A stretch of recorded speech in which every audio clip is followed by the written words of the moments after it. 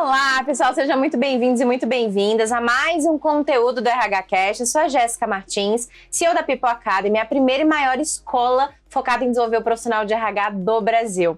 Hoje a gente vai conversar sobre o que não te contam sobre indicadores de RH e meu parceiro nessa conversa vai ser o Denis. Seja muito bem-vindo, viu? Obrigada pela sua participação. Para quem não te conhece ainda, se apresenta pra gente. Maravilha, obrigado, Jéssica. Olá a todos, todas, todes. Tô aqui para mim é um enorme prazer estar aqui com vocês, Jéssica, e contar um pouco, né, de quem sou eu, e eu acho muito legal, parabenizo pelo trabalho que você faz, porque realmente você não vai encontrar isso nos livros do Rancharan, apesar de ser um ótimo autor de livros de RH principalmente.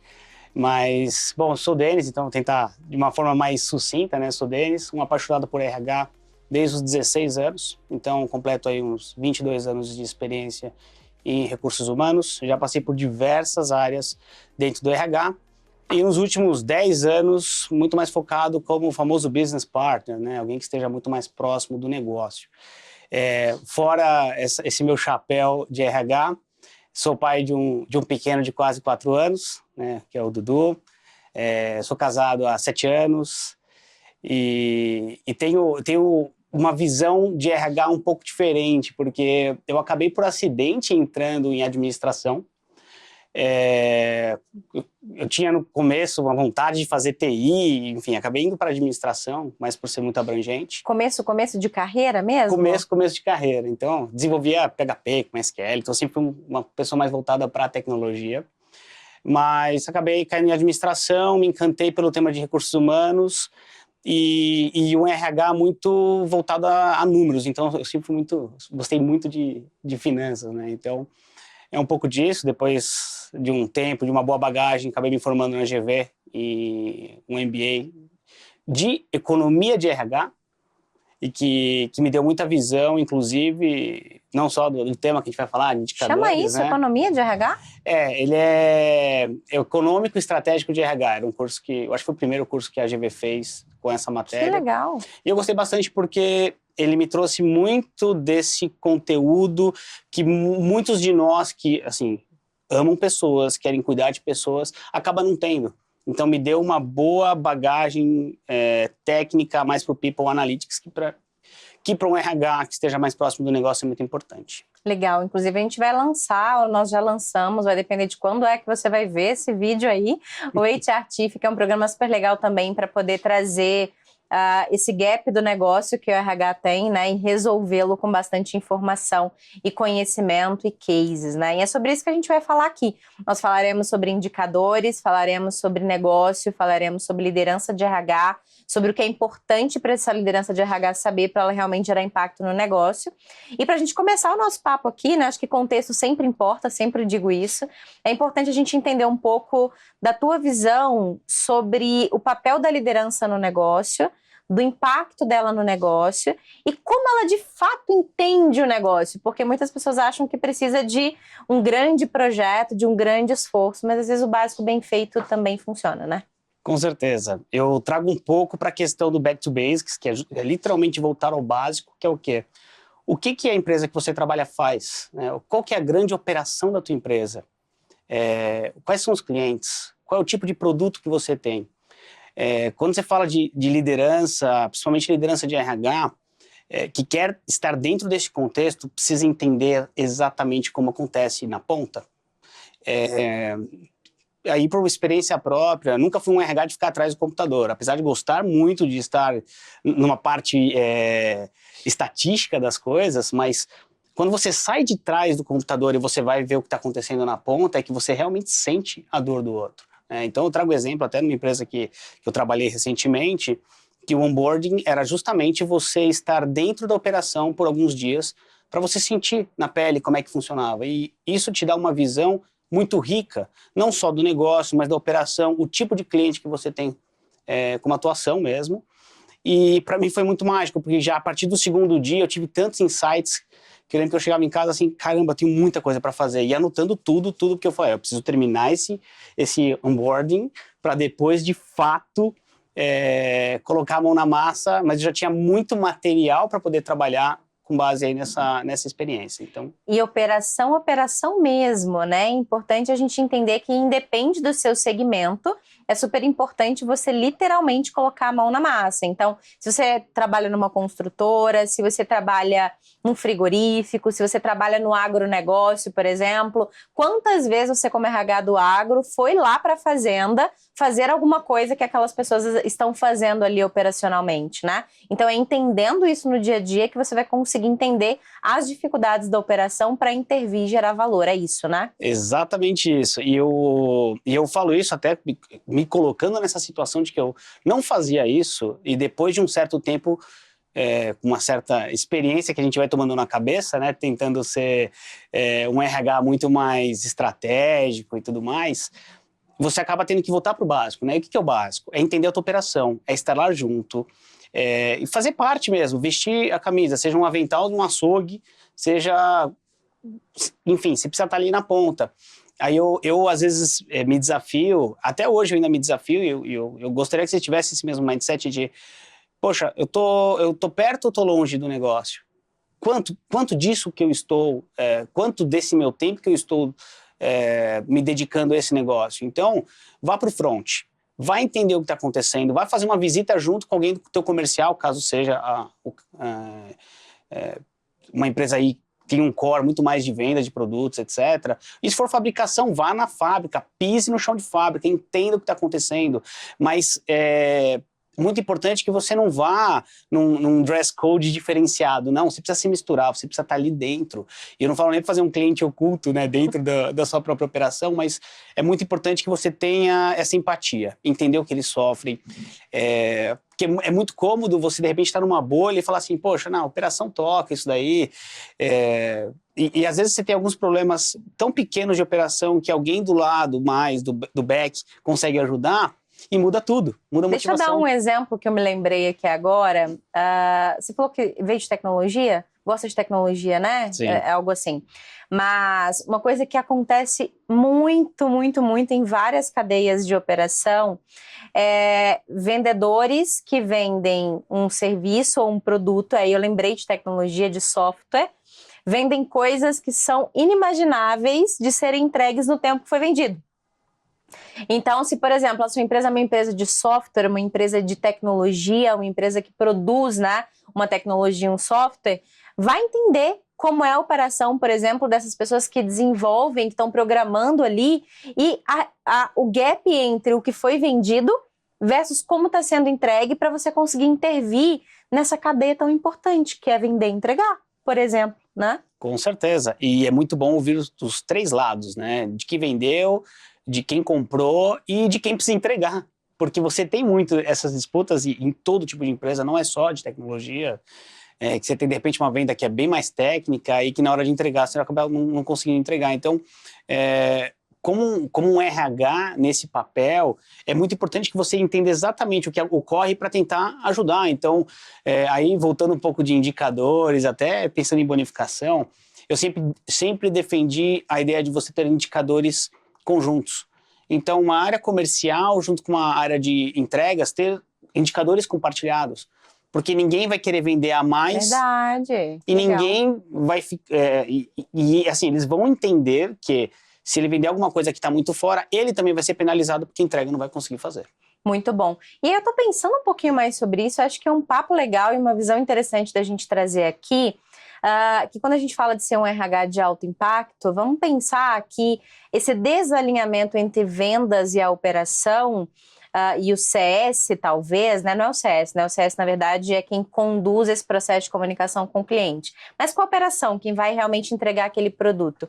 Existem problemas ali de cancelamento de contrato, de não retorno do cliente, existem problemas de comunicação, existem problemas de perder dinheiro, de não ganhar mais dinheiro. E que é mais estratégico do que isso? Exato. E como é importante que tenha um RH próximo e consiga conciliar essas duas forças, porque são duas forças. Não é que um está querendo jogar contra o outro, não é isso. A gente precisa baixar as barreiras feudais de minha área tem que fazer a nossa área e acabou, não. Tem que ter essa junção das áreas para um objetivo único. E o objetivo único qual que é? É ter um cliente satisfeito, ter um Aí entra a produto bem cultura, vendido. né? Exatamente. Entra a cultura, para dizer Exatamente. qual que é o objetivo comum, né? Que às vezes é uma empresa que não está tão preocupada com a experiência do cliente, para ela, se ele foi, se ele ficou e se ele não vai voltar, não está olhando para isso, embora eu não acho que seja estratégico, mas às vezes é isso, né? Sim, com certeza. E eu trago até um gancho disso que a gente acabou de falar, porque se de repente a cultura não está bem enraizada, você acaba gerando o quê? Turnover. Você gera descontentamento. E isso tudo, quando eu falo turnover, descontentamento, afeta a última linha no P&L. E isso é uma coisa que eu gosto bastante de tratar, Jéssica, porque as pessoas, às vezes, elas não fazem ideia o custo que se tem quando você perde uma pessoa, quando você tem aquele turnover fantasma, né, que você tem ali a pessoa, o headcount está ali, só que ele não está produzindo. Ele não tem nem essa motivação. Turnover fantasma, interessante. Achei interessante esse termo. E é justamente isso, é quando a pessoa chega no trabalho já, nossa, putz, eu preciso trabalhar. Aí mal chegou, já vai pro café, vai ficar meia horinha lá para fazer com que o tempo passe de 20 forma minutos mais só rápida. falando mal da empresa. E contaminando quem chega depois, enfim, É um custo intangível, inclusive, né? intangível sim. Existe possibilidade de você fazer alguns cálculos para tentar trazer, aí vem a minha parte mais de números mesmo, mas sim, isso afeta a última linha, porque qualquer pessoa que entra, ela precisa ser treinada, é hora homem, enfim, sai caro. Então, eu tenho até um exemplo numeral para vocês, que é o seguinte, se você pegar uma pessoa que tem um salário mínimo, vamos pensar a base, tá? A base da operação que tem um salário mínimo, e que ela fique 2 meses na empresa e vai embora. Se você juntar a hora homem, se você juntar treinamentos, até mesmo os brindes que você entrega para quem acaba de entrar, dá mais ou menos umas 8 vezes o valor de salário dela. Tá? Isso aí eu estou pegando por baixo aí um salário mínimo.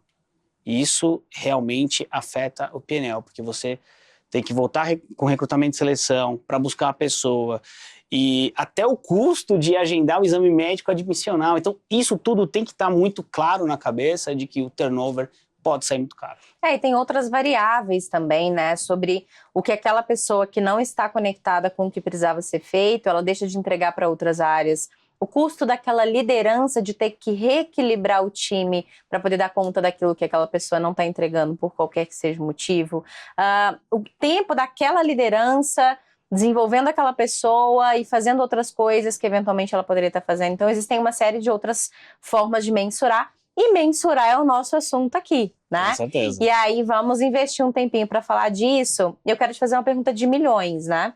O RH, muitas vezes, ele foi trazido como uma área de despesa, né? Então, uma área que tira dinheiro, nem é custo, né? É despesa, que tira dinheiro, literalmente, não vai para nenhum lugar na cabeça de grande parte das pessoas. Mas eu queria muito que as pessoas que estão nos ouvindo, elas soubessem vender melhor os projetos delas, sabe? Soubesse calcular e dizer que sim, o RH ele pode trazer dinheiro para o negócio. Mas a pergunta é, o RH pode trazer dinheiro para o negócio? Ótima pergunta. Sim, pode e deve. Na verdade, o RH ele precisa, de uma certa forma, estar não só próximo da operação, como eu falei, mas entender como que ele faz com que as pessoas gerem mais receita. E eu trago um exemplo muito bacana de uma empresa que eu trabalhei, que era uma empresa que tinha algumas lojas que estavam deficitárias com relação à receita. E quando você faz uma análise disso e você acaba percebendo de que, olha, se de repente você tiver pessoal mais engajado, você tem a possibilidade de vender mais. Isso, por exemplo, num varejo. Então, e eu sou um defensor nato de que o funcionário ele precisa se sentir dono. Porque se você paga aquele salário para o funcionário, ele vai lá, ele vai fazer o trabalho dele, às vezes ele ganha bem, ok, ele vai fazer o trabalho dele mais ou menos motivado, às vezes ele ganha muito mal, então ele precisa de alguma motivação. E eu sou uma pessoa que gosta muito de passar o sentimento de dono para o funcionário, como, sei lá, vamos fazer o negócio dar certo? Se der certo, eu vou te dar um pedacinho. Que daí eu trago um pouco da questão de bonificação, comissão, etc. E foi interessante, porque esse case ele é real de algumas lojas que estavam realmente com déficit e você percebia que faltava engajamento. Apesar do atendimento ser bom, mas faltava um engajamento de vendas. Você tinha um engajamento de acolhimento, mas faltava venda. Então, quando você atrela um resultado, vamos supor, você precisa chegar em X. Se você chegar nesse X, vamos supor que você gera a lucratividade que o acionista está esperando. Mas se você criar uma gordurinha a mais ali e falar assim, olha, se você chegar nesse valor aqui, eu vou distribuir um pedaço para você. Vamos dar um exemplo? Vamos pensar que você está falando do McDonald's, o que não é o caso, né? Vamos pensar que aquela clássica pergunta de acrescenta mais uma batatinha por R$2, né? Aquela pergunta clássica que muitas pessoas fazem, né? Os atendentes do McDonald's fazem, por exemplo. Isso é uma ação ativa de venda. Então, uma coisa, me corrija se eu estiver errado, tá? Então, uma coisa é um funcionário bem engajado, com sentimento de dono, que faz um atendimento impecável. Olá, bom dia, boa tarde, tudo bem? Qual que é o seu pedido hoje? Como eu posso te ajudar? Isso é uma pessoa que está engajada, que está feliz, que está ali para poder fazer um bom atendimento. Agora, quando você entende que você pode gerar valor, gerar venda, né, também por meio desse engajamento, você muda completamente a ótica. Então, é uma pessoa engajada, que tem interferência direta na venda e que você, como RH, atrelou uma bonificação, fazendo uma conta no negócio, e você vende mais e coloca mais dinheiro no bolso dessa pessoa. É isso? Exatamente isso. E a própria reserva, que eu falo que é a gordura, quando a gente fala acima do labor, para quem gosta de P&L, você tem a possibilidade de prover um montante e dar um pedacinho para aquela pessoa. Aquele pedacinho vale bastante. E eu vou pegar o teu exemplo, então vamos supor, vamos lá, vamos fingir que é o McDonald's.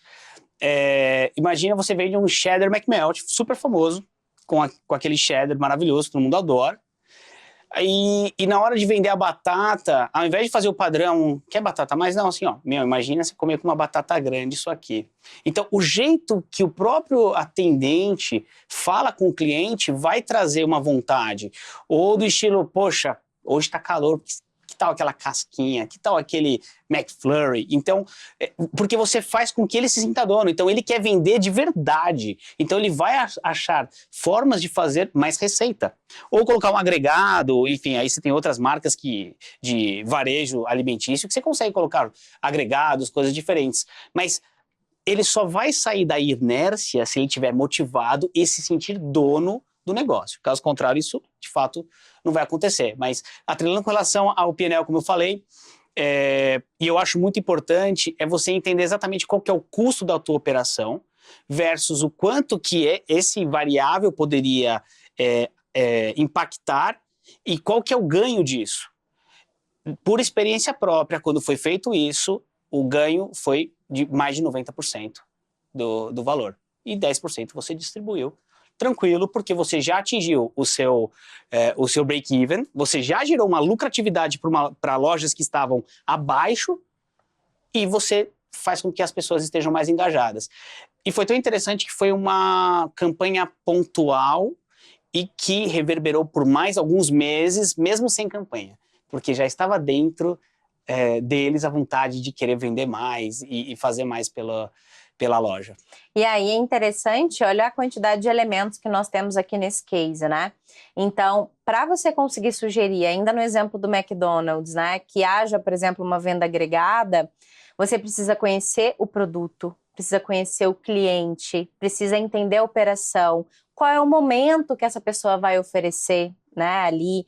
Você precisa entender da lucratividade daquela unidade, do déficit daquela unidade, dos custos daquela unidade, da liderança daquela unidade, Sim. da meta daquela unidade, para então você conseguir propor que 10% representa uma taxa de gordura. Então, se você não conseguir compreender essas coisas, você não consegue interferir. Não tem como.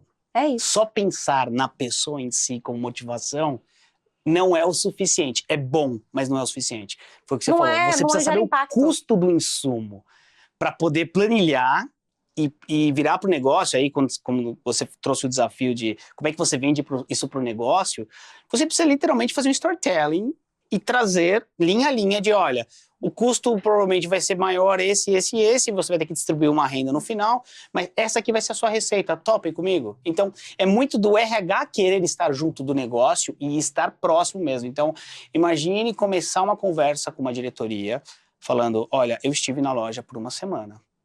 Eu estive junto com a pessoa que estava vendendo e eu identifiquei que se a gente tivesse uma motivação maior, isso poderia acontecer. E aqui eu te trago em números o quanto que a gente espera com esse projeto. Topa, a gente só vai aumentar a meta. A meta realmente aumenta, porque você não quer fazer com que o negócio pague por algo que ele não tem certeza. Né? Exato. Então você cria um pouco mais, ela assim, ó, e se chegar nessa meta, podemos aplicar? Vamos fazer um piloto?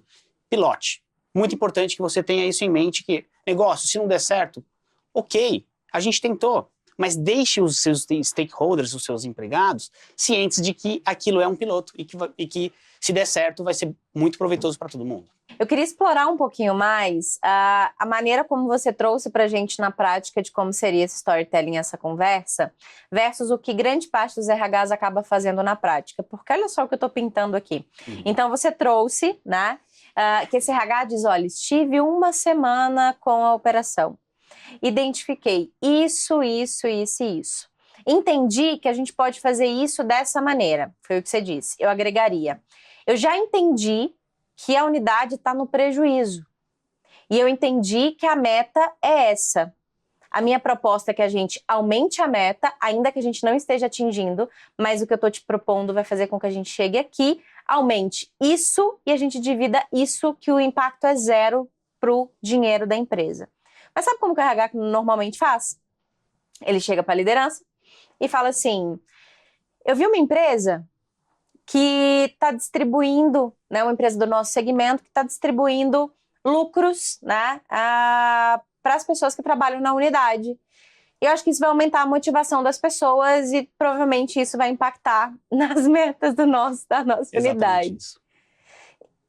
Olha o quanto isso é vazio. Você está dizendo para uma liderança que já está com uma unidade que está em déficit para dividir um dinheiro que não tem com o embasamento de uma empresa de mercado. Exato.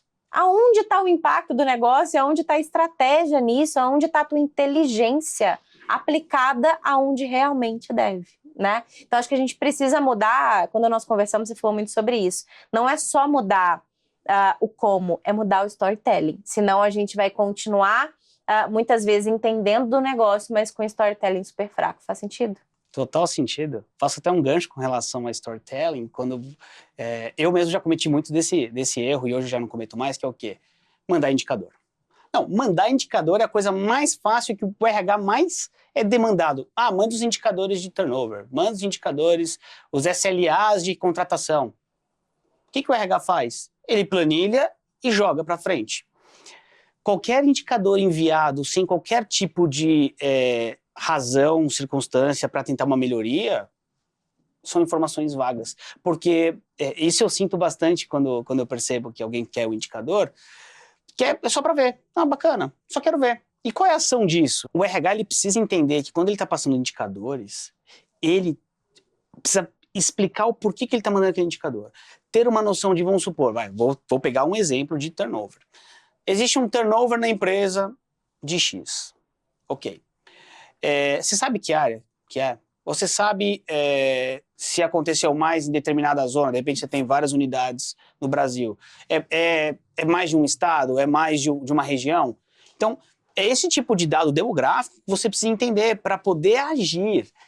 E o turnover, você pode calcular ele mês a mês, claro, tem várias formas de calcular, mas você precisa entender o que foi do mês passado, o que foi desse mês, o que mudou.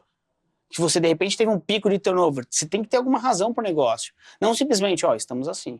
E é o que eu vejo muito, é o quê? O RH precisa prover indicadores. Tá aqui. O indicador tá na mão. Mas cadê o plano de ação? Porque, na minha visão, e espero que vários tenham esse mindset de que o indicador, ele existe para melhoria contínua. Se você não colocar isso na cabeça, serão apenas números numa planilha. Vou dar um exemplo. Fui RH por muitos anos, né, Denis? Mais de 12 anos, e grande parte da minha trajetória profissional foi em construtora. Existem alguns indicadores muito comuns desse negócio, né? Que é o tempo de obra, que é o atraso de obra, o desperdício de material, o turnover, mão de obra é um grande desafio para o segmento de construção civil.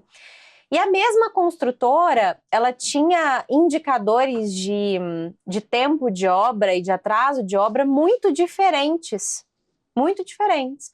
Não era, por exemplo, uma consultora conhecida por entregar no prazo ou não entregar no prazo, era sempre um negócio um pouco inconstante. E aí, eu fui investigar. Eu sempre gostei muito de ir para obra por N motivos, aí dá um outro podcast só para contar essas histórias, mas eu sempre gostei muito de ir para obra e eu frequentava todas elas. Então eu entendia muito bem qual era a característica das lideranças de cada uma dessas obras, né? Então eu sabia o motivo pelo qual a obra X tinha vários processos trabalhistas em andamento. E por que aquela mesma obra tinha um prazo, ela tinha uma série de problemas relacionados à qualidade e ao tempo de entrega das etapas do que outras obras. Tinha a ver com a pessoa que era a liderança. Então as pessoas, elas boicotavam essa liderança. Exemplo, aconteceu assim diversas vezes. Pintavam o andar inteiro, de repente o andar aparecia todo sujo. E ninguém sabia o que tinha acontecido. O material chegava, de repente, ninguém sabia cadê o material, né? As pessoas simplesmente não iam trabalhar. Simplesmente não iam trabalhar. E não é assim, uma pessoa ou duas pessoas, não. Parece que combinava, uma galera não ia trabalhar. E aí, quando eu fui entendendo que tinha uma obra, que é do Mestre Ivo, já falei do Mestre Ivo aqui, lá no meu podcast em outros episódios. Quando eu entendia que existia uma obra com o Mestre Ivo, que entregava no prazo, turnover baixíssimo, não tinha nenhum processo trabalhista. Nenhum processo trabalhista. Eu, como RH, entendi, consegui provar que tinha uma relação direta com o perfil da liderança direta daquelas pessoas. E aí eu consegui impactar no prazo de obra e no cliente final, quando eu identifiquei e propus uma intervenção, né? Então, ou seja, isso é gerar impacto direto no negócio. Estamos olhando para o lugar errado, né, Denis? Grande parte das vezes. Quando a gente olha para indicador de RH, a gente está olhando para o lugar errado e tem coisas sobre isso que as pessoas não te contaram. Uma delas não adianta ficar mandando indicador sem contexto, né? Que é o que você falou. O que mais que você acha que a gente se equivoca quando a gente está falando de indicador de RH? Perfeito. Vou trazer um que eu acho que é um caso interessante, que é de SLA de entrega de vagas. O pessoal gosta de controlar, né? Então tem a opção de controlar. E para que serve o SLA de recrutamento e seleção? Para ver se o recrutador está tendo sucesso. Então, eu escuto muito disso, né? Quando eu falo sobre indicadores de recrutamento e seleção. Só que ninguém para imaginar o quanto que se perde por dia sem um profissional naquela posição. Se é uma posição, de repente, até comercial, o gap pode ser ainda maior, porque você tem normalmente metas anuais de vendas, as equipes têm, e você falta um braço. Você precisa ter um braço a mais. Cada dia que passa é um dinheirinho que deixou de ganhar, porque essa pessoa ela ia, de fato, trabalhar para trazer receita. Então, por quê? Você tem uma curva de aprendizagem, você tem uma curva de treinamento. Então, não dá para você olhar o SLA de recrutamento e seleção tão puramente para ver se o seu time é bom de entrega. Não, você precisa, o quanto antes, melhorar o SLA, claro, trazendo o profissional que seja mais aderente para a posição, mas abastecendo o negócio da forma mais rápida e com a melhor qualidade. Também não adianta você contratar uma pessoa do dia para a noite que você sabe que em pouco tempo vai sair. Aí a gente volta naquele turnover. Pô, perdi a pessoa com menos de 3 meses, põe 10 vezes o salário da pessoa em termos de custo que você vai ter, sem contar o quanto ele deixou de produzir ou vender para essa empresa. Então, eu acho que esse é um outro vou falar erro, né? Mas eu acho que é um pouco da falta de visão do todo, principalmente de negócio, de como os indicadores eles podem te ajudar. Você, assim, espetacular. Você viu que uma obra era perfeita e outra obra não era perfeita. Por quê? Porque você estava ali, você foi a campo. Então, os indicadores também podem te trazer isso de uma forma muito mais planilhada, mas a partir do momento que você bateu o olho e viu que obra X ali estava com um gap muito grande, você foi lá a campo para descobrir o que está acontecendo. Foi o que você falou, lideranças. Então, se você não tiver um RH atento aos indicadores, porque você provavelmente ficou sabendo disso porque, poxa, você tem vários processos trabalhistas exatamente em um tipo de gestão. Aí são os dados demográficos que eu falo. Então, quanto mais destrinchado você tiver esse indicador, mais inteligência para agir você vai ter impactando a linha final do teu negócio. Um indicador que eu acho que é um desperdício e muita gente não avalia, avalia muito performance com base no tempo, né, na vida útil daquela pessoa colaboradora ali, mas às vezes esquece de avaliar performance desde lá de momento da contratação, como que é o processo de performance durante o onboarding, qual que é a estrutura que eu dei para essa pessoa ficar, quanto tempo ela consegue rampar dentro de cada área. Por exemplo, você saberia dizer quanto tempo, qual que é o tempo de rampagem de cada nova pessoa contratada em cada uma das áreas? Isso tem relação com performance, eu acho que a gente não mede. Sim, com certeza. Aí eu trago até um case que eu tinha, que era o quê? Buscar pelo menos 3 anos de avaliação de desempenho e todas as pontuações. Então você vai ter pessoas que são flat, pessoas que flutuam, anos bons, anos ruins, e pessoas que você começa a ver um crescimento. E normalmente depois de um ano você via esse ramp-up. Normalmente depois de um ano. Então, quer dizer o seguinte, nesse primeiro ano você tem primeiro, entendimento da cultura, conhecimento dos processos, você vai identificar quem são os principais stakeholders em cada equipe para você conseguir, porque não tem jeito, pessoal. Eu vejo muito isso, você sempre tem uma pessoa que desenrola. E a gente brazuca, né? Brasileiro é muito eu preciso desenrolar, então eu preciso de alguém para me ajudar a desenrolar. Então, demora um certo tempo para esse ramp-up começar a acontecer. Existem casos meteóricos, que a pessoa mal chega e, enfim, conquista todo mundo de uma forma rápida. Mas representa um percentual X que você deveria saber também. Então, aqui a taxa média é essa, mas a gente tem quem vem para cá. E qual que é o perfil de quem vem para cá? Né? Então, olha só que outro dado interessante de ser analisado. Qual que é o perfil de quem não encaixa aqui na média, né? E a gente vai buscar mais pessoas como essa ou não? A nossa média é essa. Exatamente. Então, existem algumas metodologias, algumas ferramentas que eu acho que são bem bacanas. Inclusive, eu recomendo o Ninebox, né, para que você enxergue de fato quem são os seus top performers, quem são aquelas pessoas que são muito importantes para você, mas que você não vê um potencial de crescimento, mas ela precisa estar ali. É aquele key contributor, né? Aquela pessoa que consegue contribuir, é a pessoa-chave. Todo mundo que tem dúvida, e toda empresa tem, né? É aquela pessoa que é tipo o messias de todas as respostas. Precisamos fazer tal coisa. Pergunta pro fulano. Então, assim, você tem muito dessa questão. E também entender quem é que não se adaptou à tua cultura, não se adaptou à sua forma de gerir e que, de fato, não tem nenhum potencial.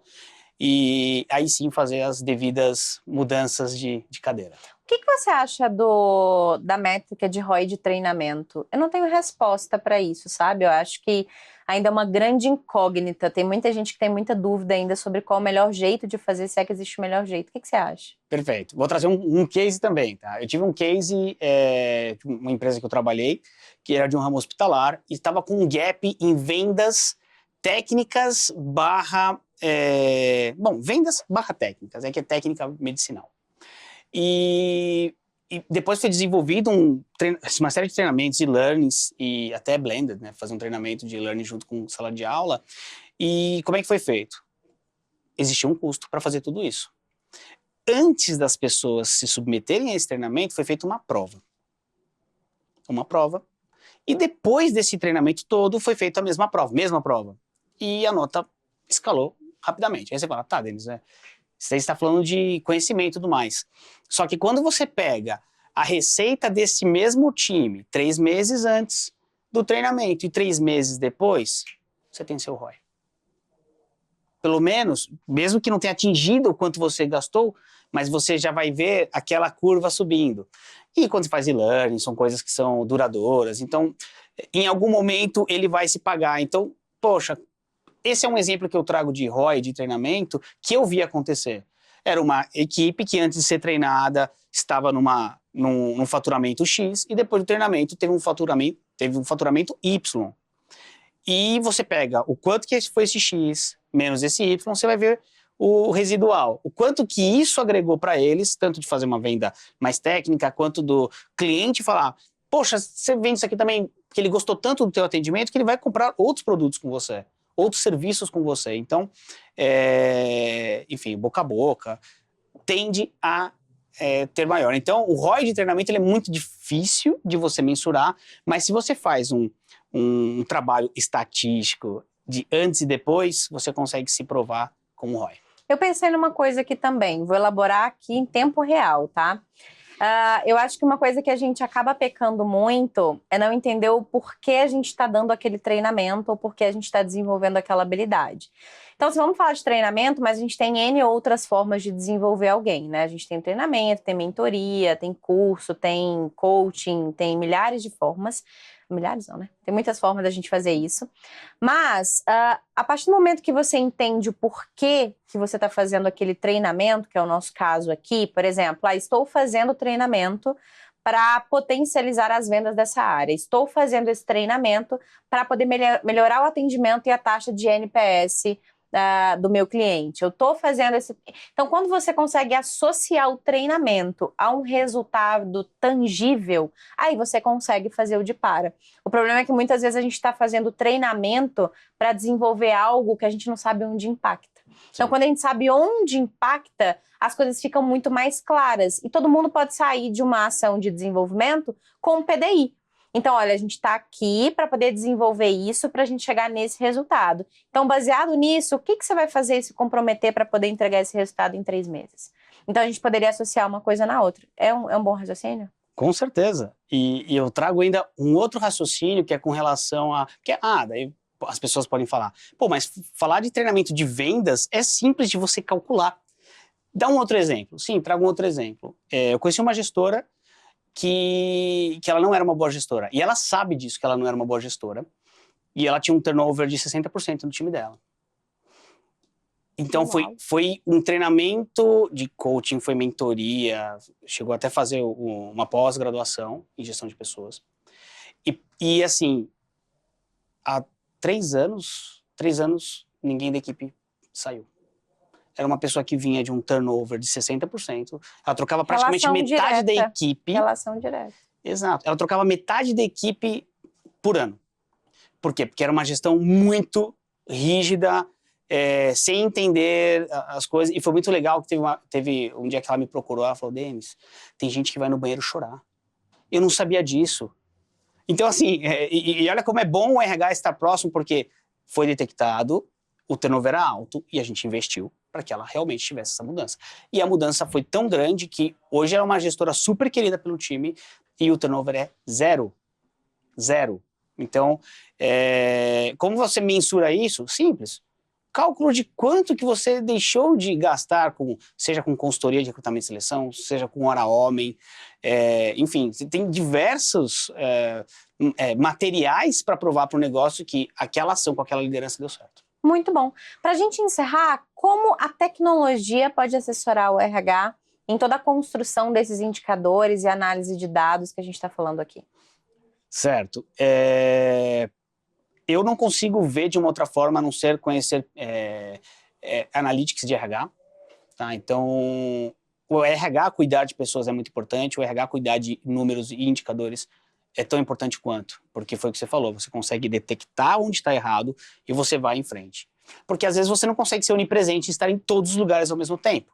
Você vai identificar uma coisa ou outra, em loco, você vai. Agora, você precisa ter uma ajuda tecnológica para você poder estar em todos os lugares ao mesmo tempo, numa planilha. Então, eu costumo dizer que, Power BI eu acho que seria muito avançado, mas dashboard, você saber fazer uma tabela dinâmica.